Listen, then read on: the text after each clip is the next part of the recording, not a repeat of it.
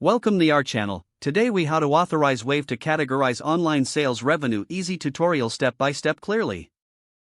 To authorize Wave to categorize your online sales revenue, start by logging into your Wave account. Once logged in, navigate to the Transactions tab on the left side of the dashboard. Look for the Bank Connections option and click on it.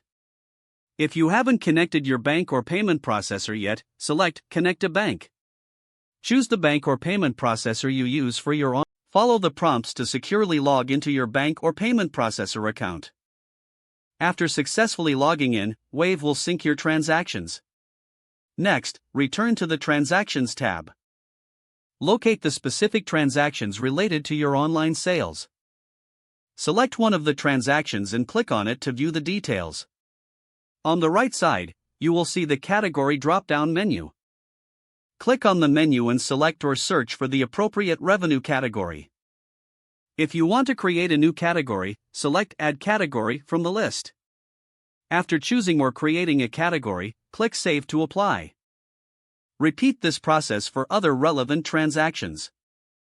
To automate future categorization, consider using Wave's automatic categorization feature. This feature learns from your previous selections to suggest categories for new transactions. Schedule regular reviews of your transactions to ensure accuracy. Congratulations, you've now authorized Wave to categorize your online sales revenue effectively.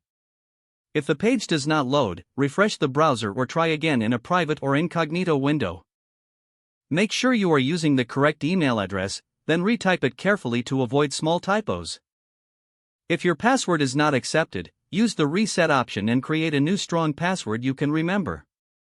Check your spam folder for verification or security emails, then complete any requested confirmation steps.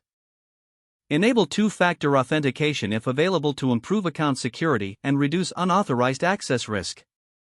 After signing in, review your profile details so your contact information and settings are accurate and current. If you see an error message, note it down and try again after restarting your device and internet connection. Log out when you finish, especially on shared devices, to keep your account and payment information secure. If the page does not load, refresh the browser or try again in a private or incognito window. Make sure you are using the correct email address, then retype it carefully to avoid small typos. Don't forget to like this video and subscribe to our channel for more step-by-step tech guides.